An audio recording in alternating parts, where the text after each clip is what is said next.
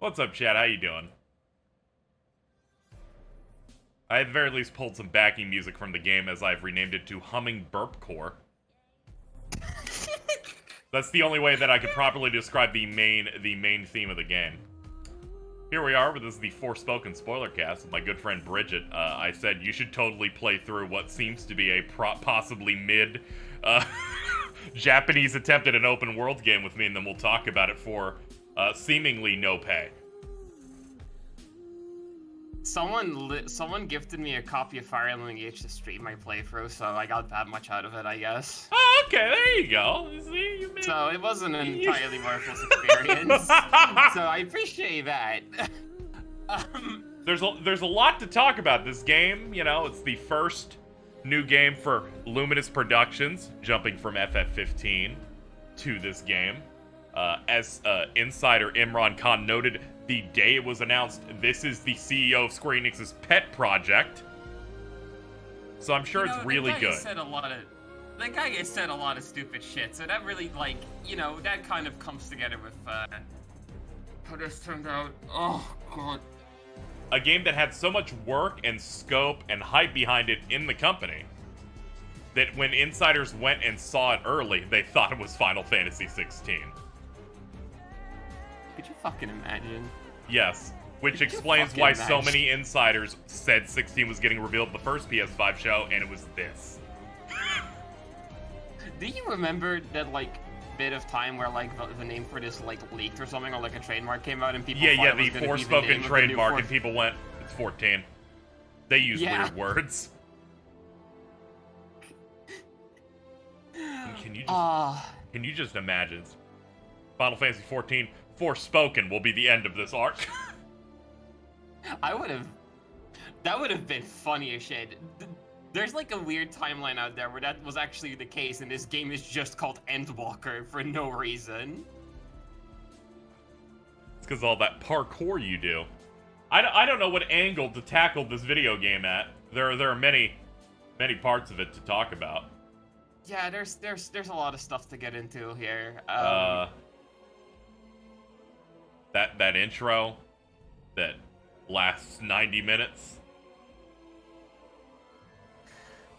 I feel like I'm gonna start this off with like you know, a little thought I had about it going in, where I don't think I can necessarily pretend that I was ever terribly excited for Forspoken, given my previous history with I don't know why. Luminous Productions and just how some of the trailers looked.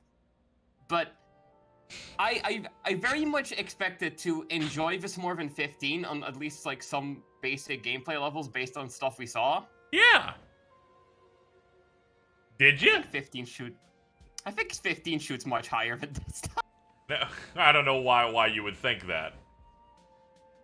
I frankly was a little shocked at like this. Okay. You have to understand. Yep.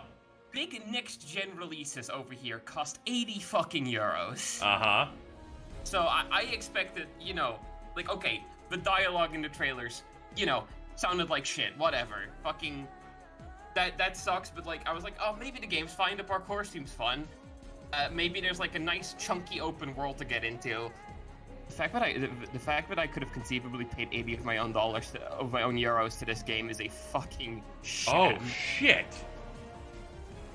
I completely forgot to go back and play side content. Well, whoops. I was gonna go I knew I was forgetting some that I had to do for prep for this. I prepped a little side content after my streams. I didn't cover any of that on streams. It's really basic, boring shit. Just like go into the field, kill some enemies, come back, that kind of thing. Did you do the fucking the crypts they have in there, like the tombs? Yeah, I did. Yeah, the ones where they give you combat rooms and then a big room where you fight a big dumb rock monster of some sort. Yeah. I was like, these are fine. And then you reach the last room, like, this is aesthetically cool, the cool, like, gold triangle thing that holds one piece of cloth in it. or one piece of jewelry you got out of a capsule machine. I don't think I can handle this music. What are you talking about? We are listening to the main theme of Forspoken, as I've labeled here, humming burpcore. I missed Shimamura's soundtrack on 15 so much playing this whole thing, man. I actually like Bear McCreary's stuff, but I think the stuff he did here is not very good. So I'm like, man, this thing was cursed from the outset, I guess. It was just like, it's just so fucking minimal. Like, I don't even necessarily think that it's like, oh, this is terrible. I'm just like, I'm getting nothing. I'm getting, like, just water out of this. Like, yeah, I can identify at least a handful of tracks from any like Sony first party thing that I can from this Forspoken thing that's trying to shoot for that. I say that because this is $70 in the same way it stands right next to God of War, Ragnarok, and games of that size and scope, right? Yeah, this really had the vibe of like it wanted to shoot for like at least like a Horizon or something, like that, like their equivalent of that. Now I haven't played any Horizon, but I'm assuming, and if nothing else, a Horizon game has an open world that consists of more than one town and a giant field. That is true. It has more than one settlement in it. I think the main character that is equally unlikable, but you know, it actually does have more going on. Yeah, that was, I think, more than, because okay, I have a bunch of complaints with the story because of course, like, you know, it was from the onset like not looking great, but generally I was just like, this feels so lacking in any kind of substance. Like, I didn't think that one of the things that I would have to consider going into this is that this has less towns in it than 15. We literally did like a guess, I feel like. I was like, I'm very interested in seeing how many towns are in Forspoken when we hit the first one. Where I'm like, okay, this one's actually pretty expansive. Like, there's different ways to get to the back areas of it. Different, like different layers and stuff. I kind of like the deserty look here, which is probably from when they were still trying to make this an Agnes philosophy game, probably. Yeah. And then there were no other towns. There were castle town type stuff, but it was used more like a stage. No NPCs existed in it. Like, you had to do like, hold that one. I almost talked about something near the end that really made me go insane, but I'm like, no, we gotta save that. We gotta hold that one. But yeah, only one town. It didn't have the great quality of quests I imagined that 15 did of interact with these pipes. Some of them are fucked up. Listen, these aren't marked. At least 15, like, when I had to, like, okay, no, actually, both games have a photo quest, but at least when 15 let me do it, like, at least when 15 did it, I did it for fucking Herbie from Lost. Yeah, you did it for Vive, from Meteor Publishing. Yeah.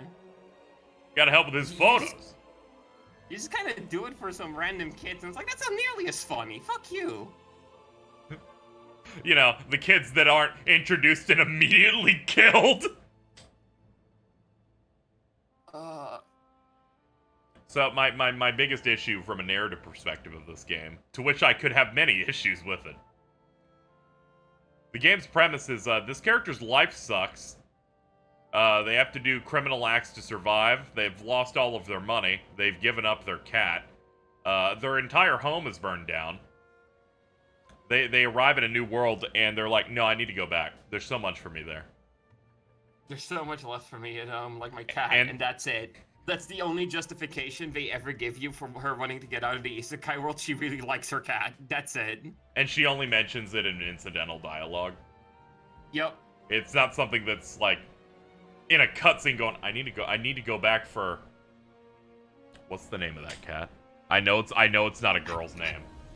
I just remember it as the shitty divering cat. I don't know. Homer, thank you. Homer. She named her girl cat Homer, I guess. That part really fucked me up. But yeah, that's the crux of much of the conflict of the story, which I feel like is a result of them not knowing how to get you to do more, or I guess they wanted to manufacture some sort of I don't want to fight all of the world bosses, even though it makes no fucking sense.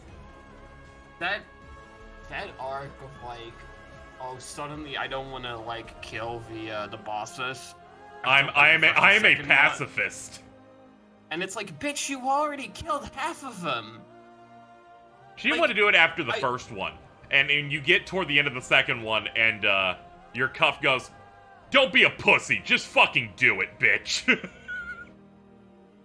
In some sort of prolonged scene where it's like, oh, okay, I guess I'll just go up there and see what's going on.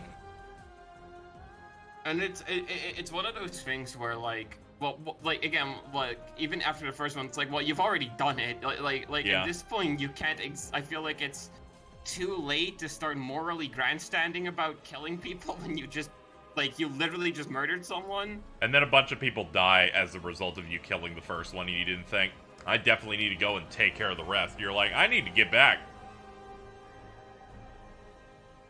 I need to, I need to ditch this. So, like, I was just expecting, I keep fucking mixing her name up with the Horizon protagonist. It's Frey, right? Yeah, it's Frey Holland. Frey Abandoned Holland. on the Holland tunnel. Fucking, we'll get to it. So, I was expecting Frey to be just kind of generally, like, you know, quippy and annoying, and that was kind of the end of it, like, kind of a bland protagonist or whatever. She was really, like, annoyingly depressing to follow for most of this game. Yeah, there's not really, like, a good amount of, like, levity in her character. There's some stuff in the very beginning of every bad trailer line plays in a 2-minute span after you arrive, which maybe is the most right I've ever been about something in my life. Yeah. Where I'm like, all these bad lines are probably early game. Was not expecting them to be in the exact same conversation.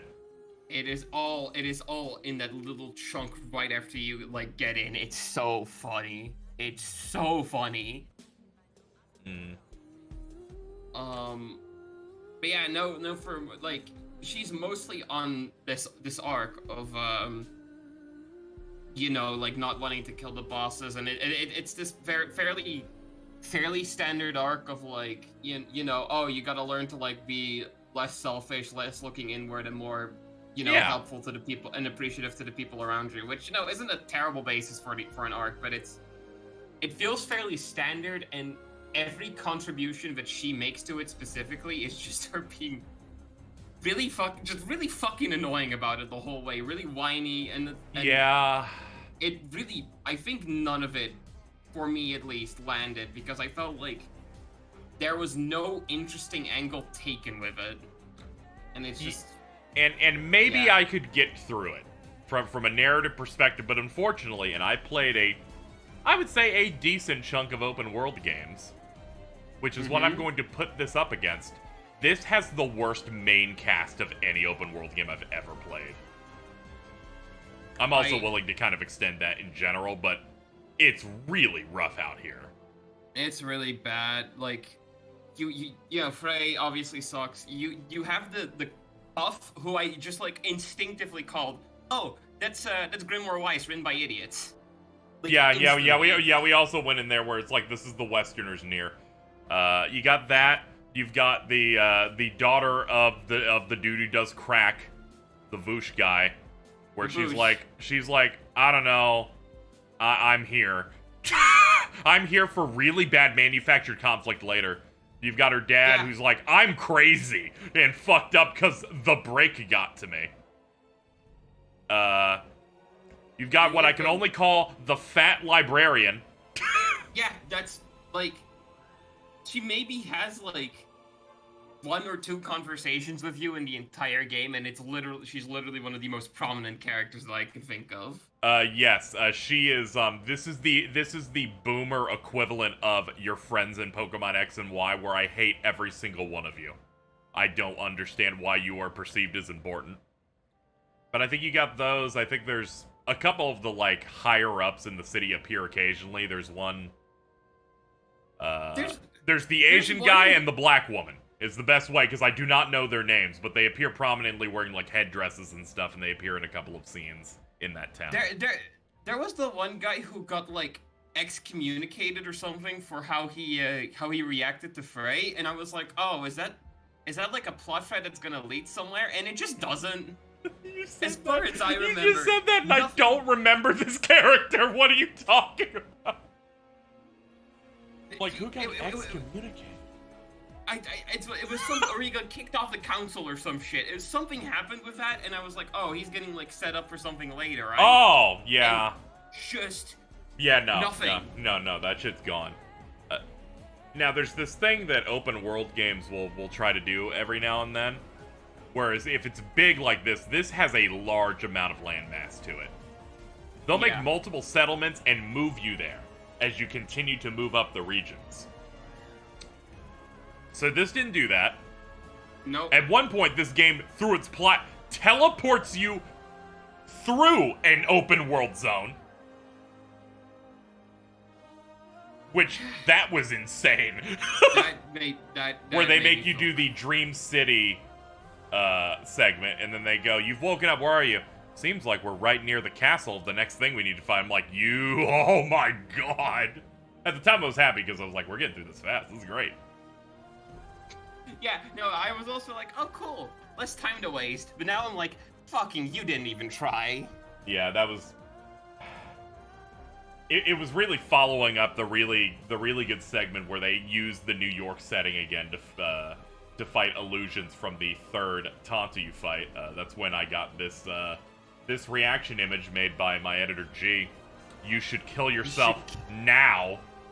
That is... Because they're like, we can't defeat you. Maybe I can bully you enough to jump off a fucking building.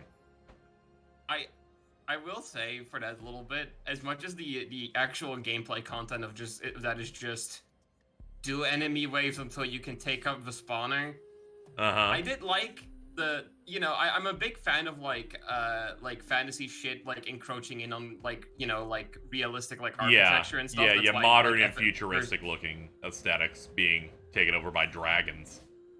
Yeah, that's why like the initial design stuff for versus 13 was so exciting. So I did enjoy that, at least on like an aesthetical and just like vibes sort of manner. Anytime it was unique environments or ideas that weren't medieval, I was really into, because they're not really offering anything good in any of its medieval settings type stuff. But the Tanta's aesthetics, like the way their architecture for their fancy stuff is, and the modern city stuff, I'm like, that's way more unique than green plains. I really wish it could have furthered in on those aesthetics, because those I genuinely those were my highlights. Like the first Tanta fight actually, and that whole sequence were like bits where I was genuinely kind of getting into what was being presented, but just like, and then it's just like, oh, we're in a desert city out in the green grassy plains. I'm like, that's less interesting, but all right. Yeah, the only true section in the entire game that I was like, I feel like majority positive on is the second Tanta fight against the judge one that uses water.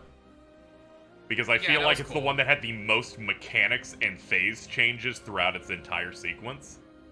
Yeah, it did, and that was cool. Yeah, like you get teleported into a dome of water, and then you have to get onto these pads above the water before she freezes all of it, and she's doing a large variety of attacks, and is talking like Gruntilda from Banjo-Kazooie. She's fucking speaking in rhyme, this crazy bitch. That was pretty fun. Yeah, that was that was fairly enjoyable. And the first Tanta I also enjoyed as being the traditional, you're fighting the boss of the Chaos Shrine type of area. It's straight your paradise, and this person's just doing the 1v1.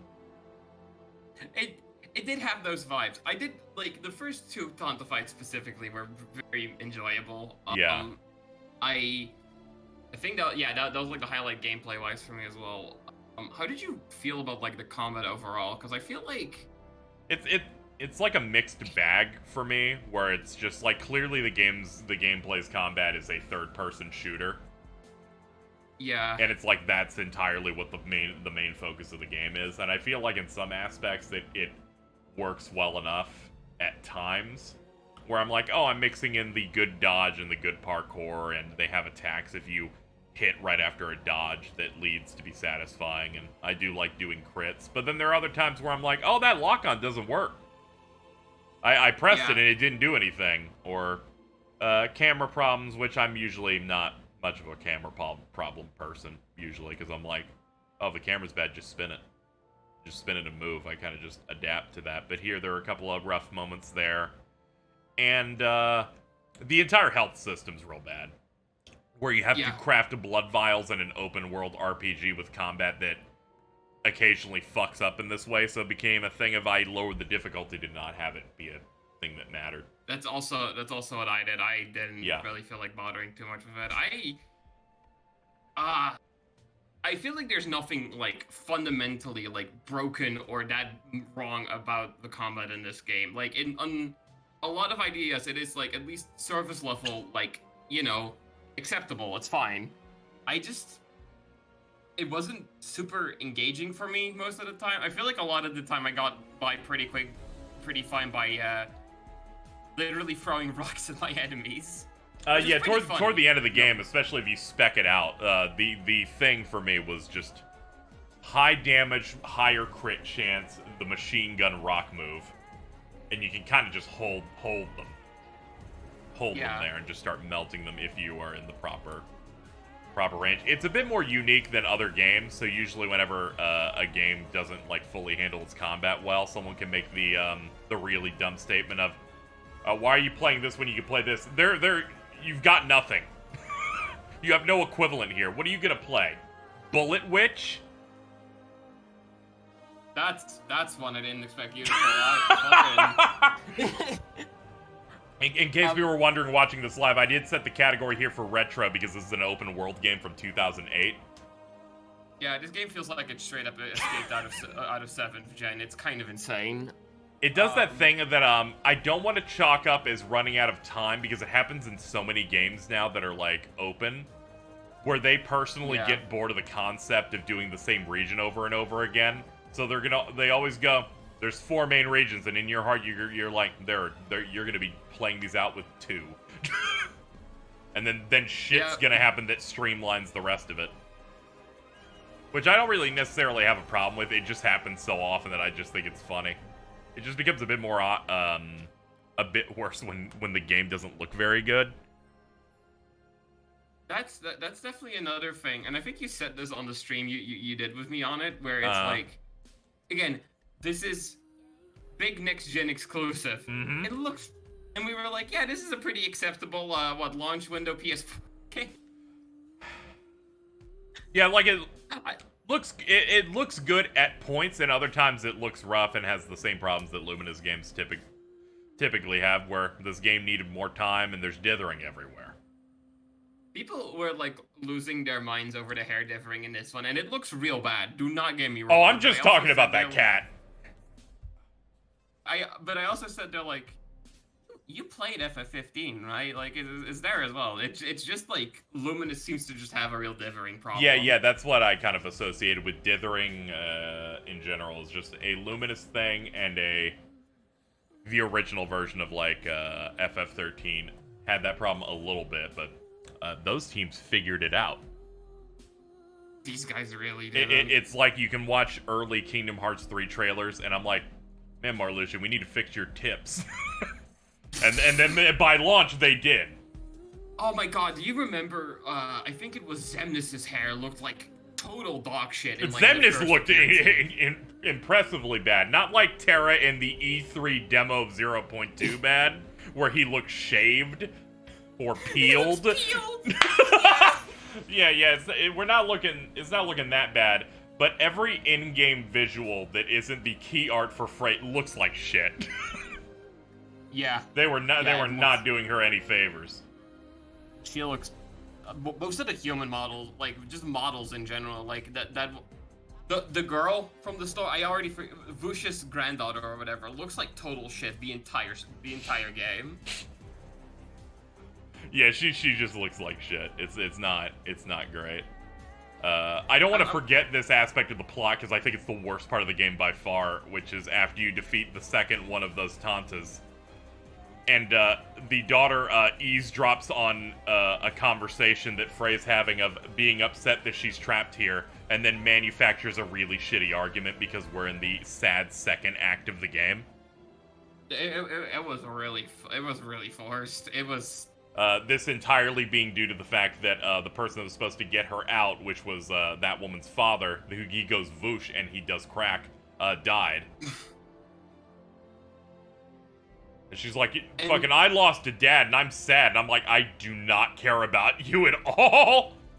They've done, like, I think, honestly, like, my problem with this game story, more than the dialogue, is, like, it's just really underwritten, so I feel absolute contempt when the character is, like, care about me, and they've put, like, none of the fucking legwork into making me care. Yeah, there's not really a lot of legwork. With her, for example, she breaks you out of prison, then tells you about stuff in the world, gives you some hints, then the next time you talk to her, it's that same generic stuff, and then the scene after it is basically that happening. There's not interaction where it's like, hey, we're connecting in any way. It's all, like, in service of the lightly written plot. So I end up caring about her as much as I do the small girl that shows up that's a thief that is immediately killed off screen. Yeah, no, it's literally, and I need the audience who, oh, fuck. I need the audience who, like, who hasn't seen either of our streams to understand the sequence of events here. Okay. You meet this little girl out in the one town in the game. Mm-hmm. She's like a little thief, and, like, you know, there's a couple of reasons why Frey, like, you know, sort of relates to her, and it's like, oh, yeah, she relates because they both, their main goal in life was committing crimes, and they're both women of color. What is wrong with these writers?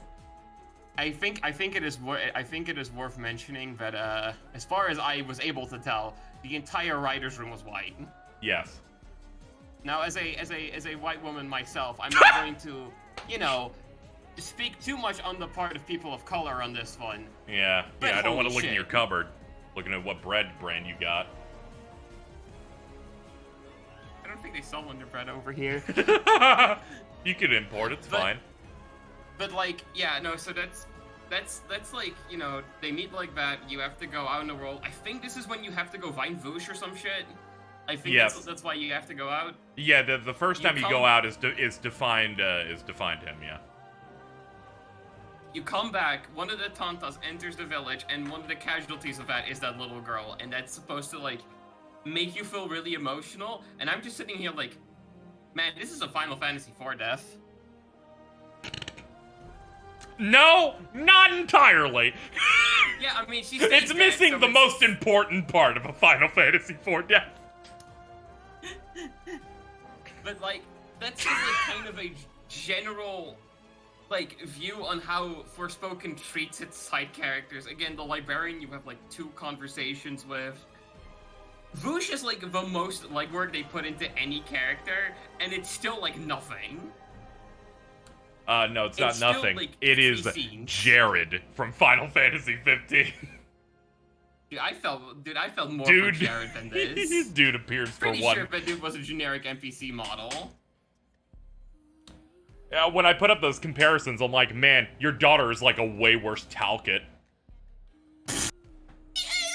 Yeah, because she doesn't get to have this, like, really heartfelt scene that Talcott gets in the time skip. Like, yeah, reflecting on years-long mistakes. She's just like, I'm upset. That's it. I would dare to say, again, my general thought going into this was there's definitely, like, it's been 7 years, and, like... The brain damage. They made another Jared? Do I gotta play this? There's been a lot of time to, like, refine some of the stuff that they were working on with 15, and I remember the director for this actually being, like, the director of the 15 DLCs that were, like, at least from a gameplay standpoint, my favorite in that game. So yeah, it was Ignis and it was Arden, so it became that thing where this person was working and finishing up the DLCs and heading those up, and Tabata was going to direct this. And then Tabata left the company. So then they installed what they consider their most experienced person in that team, which was this guy. Very interesting because a lot of people said there's been a lot of different forms of this game, like when Tabata was making it. I would dare to say that. I think my brain just went. What? Tabata was ousted from this. This is his versus. He has 2 versuses because he also had. This isn't fair, man. He's got like 2 verses at that company. One of them is not going to be made, and the other one's this. The other one's fucking this. But I would dare to say, as you know, I'd say 15 clears this in literally like most aspects. Yeah, soundtrack, storyline, characters, ideas. Even just like the open world, how it's laid out, what's in it. Like, I can't believe that, dude. I can't believe it's a better open world game, and that one wasn't even very good from an open world perspective. That one wasn't very good.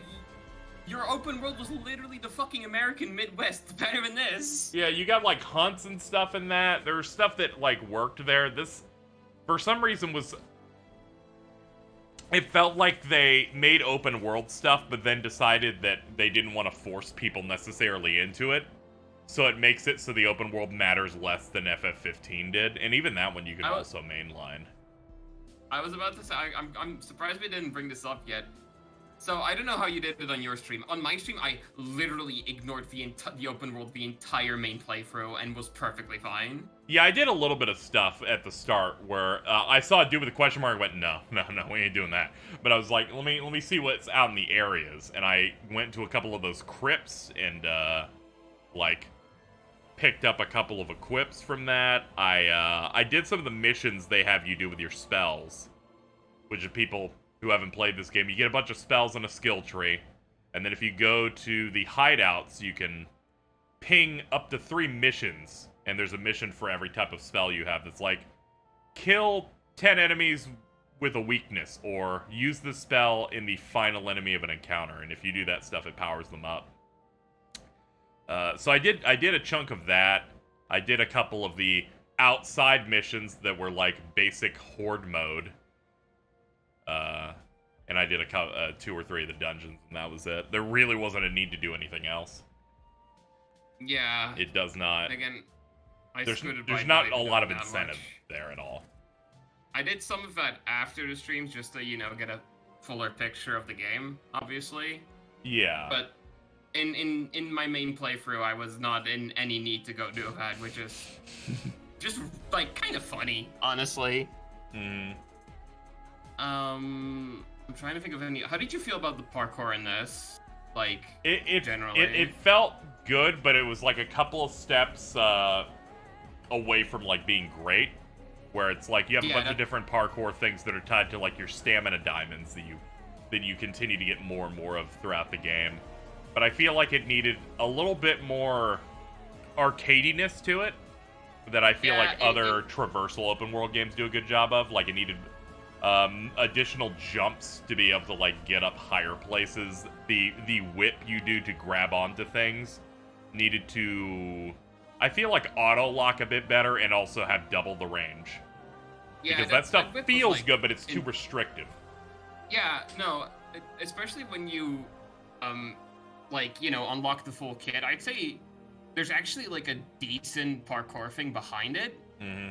I feel like it feels a little too like restrictive and limiting to feel as as good as something like a Spider-Man PS4 does or something. Like it's got the right ideas, but there are ways in which it just sometimes just doesn't feel great.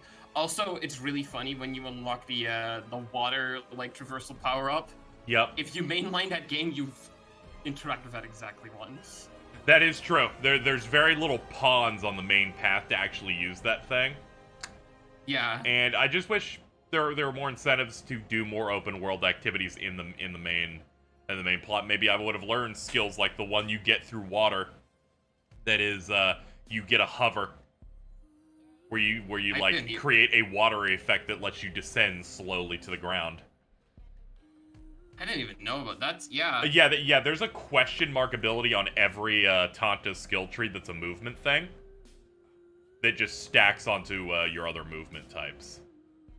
That's wow. Yeah, I believe you have to go find an open world activity that fully unlocks it, I think is what they said on them, but I did not end up getting those. I liked the hover because it looks the exact same as the hover you get in Star Ocean 6. In your, like, default. It's that just, like, slowly finding a place to land and lay your egg. Man, this game would have been so much better if Raymond Lawrence was in it. I thought you were going to say the soundtrack would be way better if Motoi Sakuraba did Forspoken.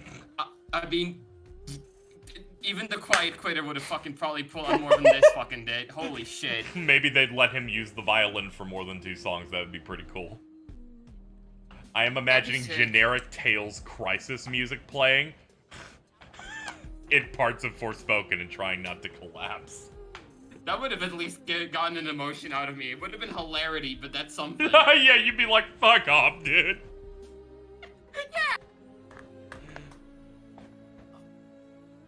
I'm trying to think about other important stuff. We didn't spend a lot of time in the intro, and I'm glad we didn't, because it's so bad. It's so bad, and it's been discussed a decent amount. Yeah, there's not much. Okay, there's one thing that I really need to talk about because it's of course. fucking pissing me off. What the fuck? What the fuck are you doing with a 1950s TV? Even the average dump would have like a CRT from the 90s or something. Come on. We live in this weird era where you can take down gunmen with pocket sand, and this woman's shitty apartment has one thing of cat food and a tube TV from the 40s. But she can afford 3 pairs of kicks, though, that are more interesting than the ones she wears in the game.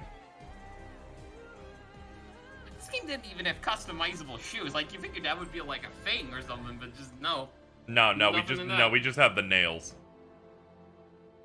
The nails were cool, though. I actually did kind of enjoy at least the idea of the nail system, where it's like, you put on different nail polish and it gives your attack, like, different properties or buffs. I thought that was neat. I don't think it's super factored into most things in that game, but... Yeah, and then they went, only the Tantas have been able to actually apply any sort of benefit to these nails before, so that's really cool that you're able to somehow do it. This is where we go into like heavy plot spoilers or something. I guess we have to. There's not much else in the early game to really talk about, I think. Not really. So once you finish the 3rd Tanta, this is after the Illusion City sequence, in which you're told to kill yourself. They introduced the main villain of the game, which is actually your Cuff the entire time. Yeah, your Cuff, whose real name is Sussy or some shit like that. Do you have any idea how much brain damage that did to me when I was playing through that? My chat lit up in the worst way when they found out. I had such a nightmare when that was revealed. I'm like, you're already beating me down, and you call your main villain this? Fuck off. Yeah, it's like Sussurus. It's fucking sus are us. We are sus. Think about it. And it reveals the Cuff is really just a weird demon golden angel thing that you can't defeat. And it was during this section that my heart sank. It started going, oh, that's funny. They're giving you a little bit of, oh no. Oh god. Yep. The next over an hour, or what it feels like, sequence is what happens the entire time during your run of Halo Infinite, where you're given mystic holograms of what happened before the game started.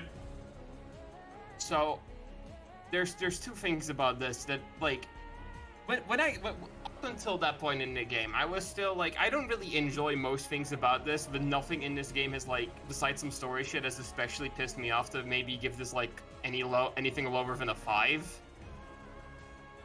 So again, 2 things about this. One,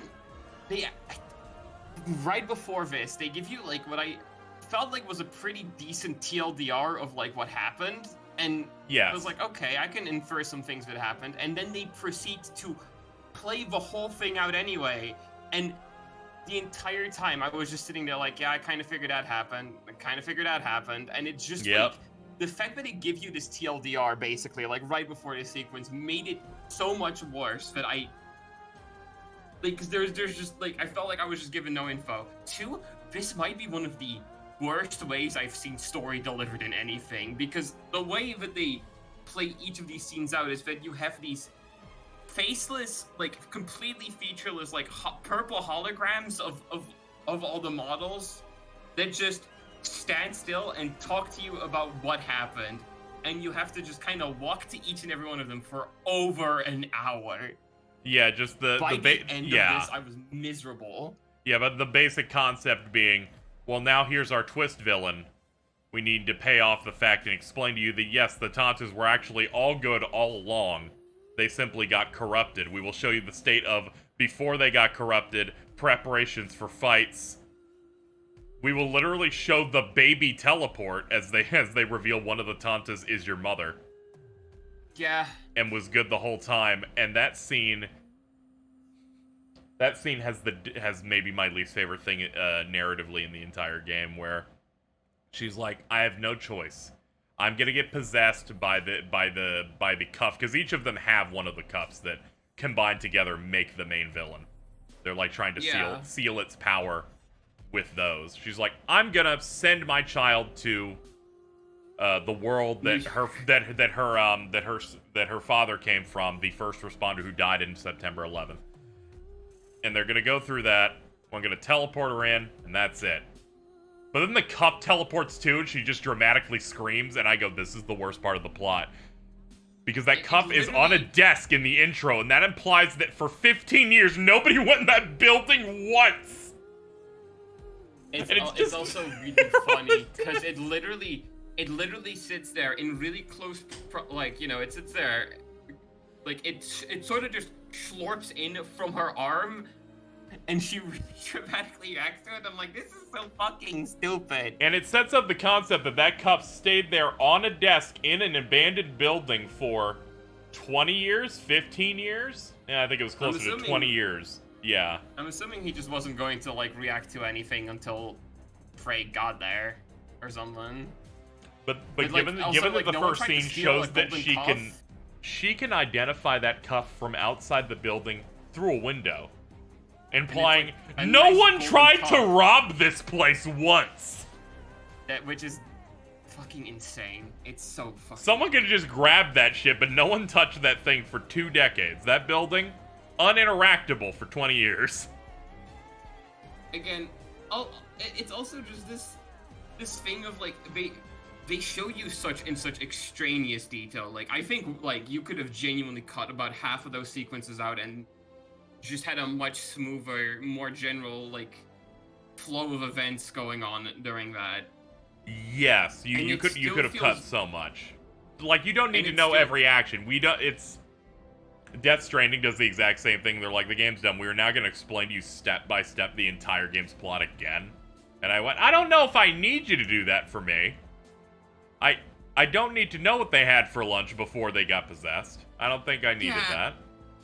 Yeah, no, it's again simultaneously really over-explanatory and indulgent, but also, like, again, the thing you get away from it is so, like, simple and basic. It's literally like just, oh, the Tantas weren't so bad after all, and they really liked Frey, and it's just like there's not much else to get from it aside from our very, very fun theory that Frey's dad was the first responder in 9/11. Yeah, you could really improve this plot and some character aspects, and even the intro of the game, as Chad has mentioned. If you made it a little less cornball and just said, I don't know, maybe she noticed the cuff and tried to steal it so that she could have any level of money to get out of her situation. Instead of the really horrible thing they decided to do for... It's real rough out here. And you know that really long exposition segment's gonna go on for a while. When you get your first power back and you're like, oh no, we're not getting these after every single scene. We're getting it every, like, 3. Yeah, you have to do each sequence. Yeah, and you get one back. Mm-hmm. And it really reminded me of, like, some of the exposition stuff in the later back half of the FF15 train segment. But I think this is even worse executed than that was. Yeah, this shit's... Imagine if Chapter 13 was 7 hours long. I was literally that was literally one of my thoughts. I'm like, man, this is worse than like launch chapter, like specifically launch chapter 13 and 15. Yeah, I had thought of it like right after I finished. The entire segment with holograms that lasts an hour and a half is not in 15. It's if you took the Ravis papers and made them cutscenes. Oh my god! So imagine if all of that, and it's like, we're getting mystical memory flashes of every Ravis activity in Final Fantasy 15 to explain what's going on. And that's just in this. It's really kind of like dumbfounding, but once you finish it, you have all of your powers and stuff. You're able to use them without the influence of the cuff to set up the end game. I really want to talk about a couple of things. The first one is one of the worst boss in the game. They make you fight a bird or like a dragon of some sort in a city. Yep. And it's like 18 times worse than the Demon Tide in Twilight Town and Kingdom Hearts 3. To the degree where I just stopped being able to hit it because I couldn't fucking catch the goddamn thing at all. Like my stream is just me caught inside buildings trying to find it because it's flying through an entire city. It was so bad. And then right after it, they make you fight the final boss of the Prompto DLC. God damn it! I knew it! I knew you would immediately catch on to it. I paused my own fucking stream and said, wait a minute. Wait, I've seen this one before. This one's a classic. And I'm picking it up now. Let me see, episode prompt. There's the old autocomplete from last month. Okay. So first off, and I'll put this in the video here. Here's one phase of the Forspoken final boss sequence where it's like, oh, this is the part where he clones himself a little bit. Here's a shot of episode Prompto. It's the same boss. They fucking reused assets to this degree where they're like, it really hit me when this sequence also involves you riding a dragon to do a turret sequence by shooting dragon fire. Episode Prompto ends with a turret sequence of this thing. Yep. Mm-hmm. The one where you're like riding on the snowmobile of Aranea. Yep. Mm-hmm. Yeah, and you're using like a minigun or whatever. It's the exact same sequence again, and I'm like, I can't believe this. I cannot take. I had like so mentally checked out at this point, and then you get the final, I couldn't be because the scene right before it is just you talking to the dragon that is actually your mother being cursed, going, "Are you ready?" Yeah. And they zoom out and my game crashed. Did it crash? It crashed, shit. And then as soon as I boot up and hit continue, it's the same cutscene again. But that was the moment that made sure I was awake.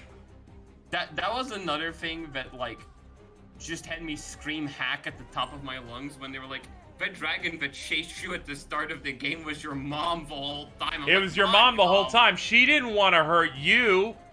She wanted to hurt the cuff. Which is, why did she that was bound to you the whole time. If you just stayed on her when you got captured, maybe she could have, I don't know, chopped your arm off. And then the problems would be solved, and you could have like little, like Powerpuff Girls nub, but everything would have been solved. Yeah. At least the game wasn't boring as. I don't know about that. It sure fucking was for like. And it was only interesting whenever the main bosses showed up and did something. I can't say when the main characters did something because it was usually the worst conversation you've ever heard. They also. Yeah. This did remind me they did not know how to do incidental dialogue through open worlds right. In a normal game, we have a thing where maybe Kratos and his son are on a boat, and we're sailing, and he's telling a story that he knows from his own past, or some fable or something. In Forspoken, if these two want to talk, 3 dialogue boxes appear, and you stand there and can't move. I forgot about the Sub Star Ocean 5. This isn't a walk and talk. This is a listen and stand. Yep. It really shocks me that this was like not only the CEO's like big project, but that this was like the first big like next gen exclusive like Mm. huge AAA title, because this game feels startlingly cheap in so many areas. Yeah, And I'm people sure in my it chat wasn't were so because of cruel. They were so cruel to this game. I'm fighting the episode prompto guy form. Someone's like, I will think about this when I'm beating Final Fantasy 16. And I said, don't you fucking do that. That's evil. I am not going to allow this game to enter my fucking brain when I'm playing. I'm like, I Final don't think about Fantasy. coughing babies that often. I've got better things to do. I'm playing Final Fantasy 16. Like, They were come just on. like, the thing was, I'm going to compare final bosses to each other. I'm like, you shouldn't do that. Yeah, it's nah. I was somewhat relieved that they actually had a traditional final boss in this. I was starting to think they weren't. I was starting to think the worms and enemy ways were infected, so I was very glad to see that. Yeah, I was really worried that they just decided, no, you're not going to fight it in its humanoid form at all. That would have been terrible. At least they got that right. And Yeah. that fight was like fine. Yeah, I didn't. it was alright, any but if I wanted to overwhelming fight with it. something kind of like that, but with, like, good mechanics, Valkyrie Elysium released last year.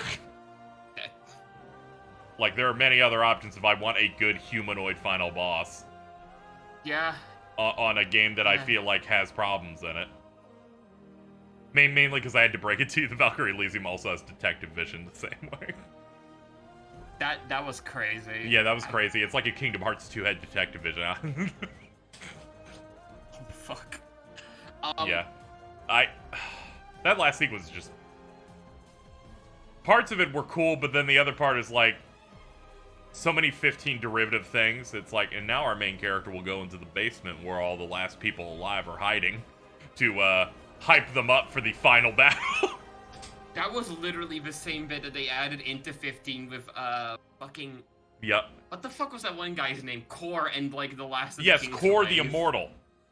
Yeah. Not to be confused with Immortalis, the final boss of Final Fantasy 15 episode Prompto. I forgot that was his fucking name. After Versatile uploads himself to the Magitech internet. Yo, he pulled a Hojo. He did Hojo, but for the worst fucking robot you've ever seen. It's real funny.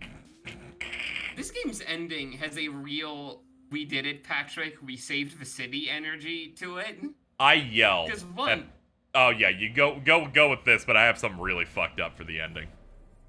Because like one, as far as it seems, the corrupted shit is still there. Like at no point did they properly address that was gone. It's That an wasn't open dealt world with, game. as You far have to solve all the activities where the break is still there. They called you like a break hunter or something at the end, as you clean up the yeah. remnants. And also, like, even if you did, the entire population of this world literally could fit inside a basement. Yes, because they established almost immediately that a miasma is released from the four Tantas castles that causes the break where people turn into weird earth monsters. They turn into the CF from Final Fantasy 13. Oh my god. Because everything is just sloppy seconds from a better piece of media. And Usually one's made by them. yeah, it's like they establish that and they're like, we gotta finish the rest of it after we finished our adventure, because every open world game has to do that. Was not ready for the ending of the game to be Frey's fully subjugated the main villain, so they can still quip at each other in the post game. Yeah, no, I forget. They just. He's like, I'll free myself from you eventually. You can't hold on. It's like, we'll see. And then they just go back to doing normal quips and conversations in the open world. As if that guy literally didn't cause the death of basically the entire planet. They're like, we have a good idea. Holy We're gonna make your main party member a villain. How's that solve the fact that it's the only person you talk to in 90% of all gameplay? So instead of it being a cup around her arm, it is the exact same pattern tattooed to the arm. Like she's Scar from Full Metal Alchemist. God, she fucking wishes she was. Holy. Oh. Ugh. But the thing that pissed me off the most is right as it's happening, Frey is having a monologue at the end, and they show the cat, and they show its life, and I go, you can tell this is a Western writer, because they decided to end their Japanese open world game with a final swing like it's an superhero movie.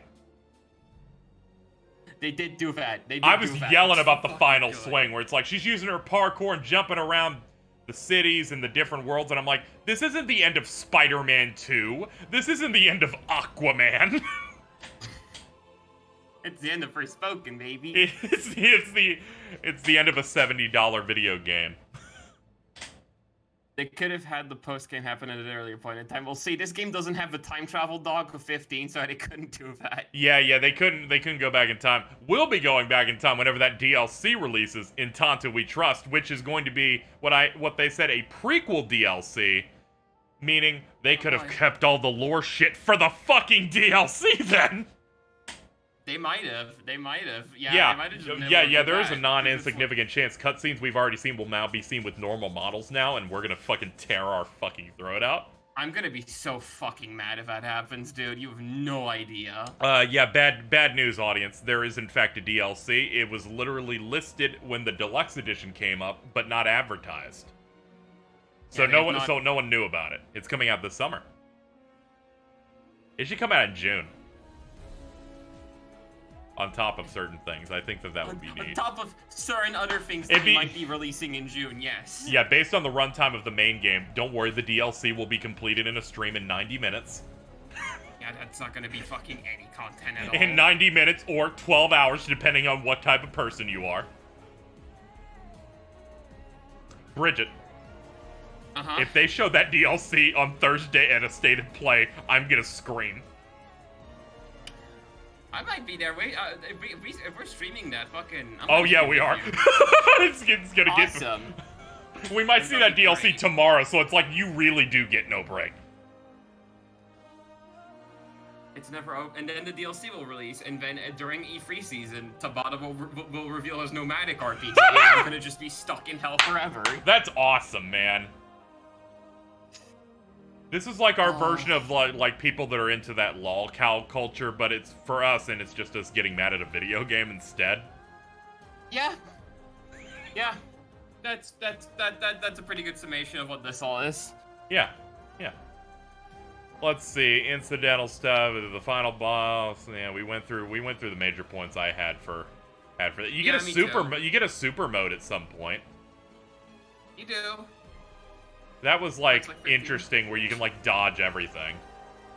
Yeah. That was fun. Yeah, it's used for like primarily like the final boss and stuff. Yeah.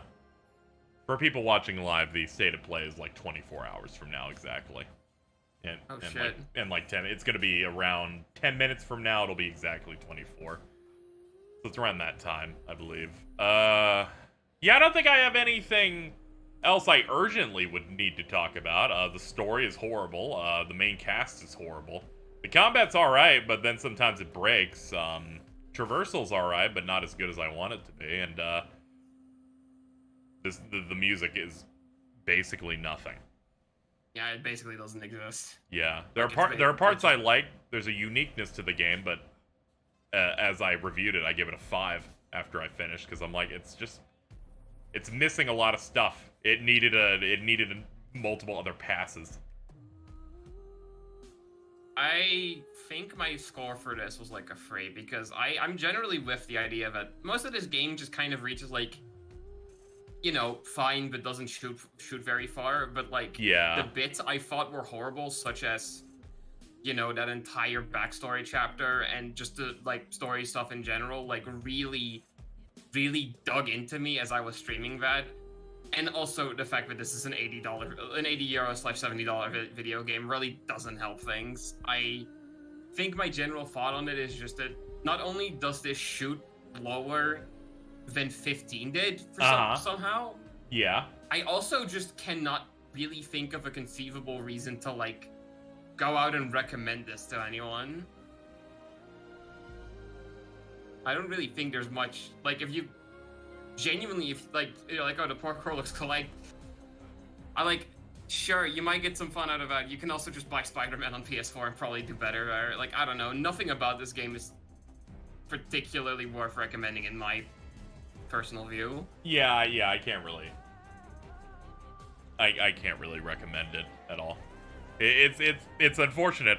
At one point, I feel like I got mad one time when I got really high and just started thinking about Forspoken. I'm like, you fuck-ups! I gave you another shot and you fucked it up even worse. What are you doing? I was like, please understand. I came into this with all the benefits of the fucking doubt. I was like, again, it's been like 6 to 7 years since that game, since 15 initially released. There's so many ways in which they could have improved on. Especially now that, you know, Tabata isn't here and maybe some of his proclivities can be pushed to the side. And it just seems like removing him from the equation actually made things worse. Yeah, this also just feels like it went through a lot of development trouble where no single vision was given its full time in development. Oh, so absolutely. we're just kind of getting scraps again, but these scraps aren't even cool. Yeah, like there's I think even with my complaints with that game, there's a lot of stuff that you can like pick at from 15 that's like this is pretty sick. Like this. Oh yeah. This general. I like most of like 15. I just like sharing a bunch of fun facts that I've learned through years and years of studying it at the local library. Of real in-depth stuff, and just here I don't get much out of it, and I don't know if it's like a like there's like problems endemic to Luminous Productions or whatever, but the fact that this is the second game where this has happened, it's like it's looking pretty rough for them. Yeah. And considering that, as far as I know, this game didn't sell particularly well, I don't know if they're gonna get another shot like this. Yeah, I don't really know what you. I don't know what you really do with that, but it depends on how it fully sold out and everything. At the very least, they could just bolster other divisions if they want to like cut it, but I don't know if they do or not. Yeah, that's remained to be seen. All right, well, I think that's more or less we got everything we needed to get out of that, right? Yeah, it kind of sucks. Hey, I've been telling everyone that she would rise. I've been very skeptical about it, and so far nothing has proven opposite. She did rise, but it was like that Icarus thing, and then she fucking fell planked on the fucking ground. She fell flat on her fucking ass, fucking idiot. Yes, much like the main character's previous big thing, the Charlie's Angels reboot. No one's gonna fucking remember this shit after like a year. This game's gonna, like, the moment 16 drops, this game's gonna completely exit public consciousness. I feel. If we didn't do this by the end of February, it would have left ours. Yep. I had to go back and do some preamble on this, just because so much had already exited my brain. Yep. Anyway, that's gonna do it for this. I'd like to thank Bridget for playing this great game with me. Fuck you, Luminous. Motherfuckers.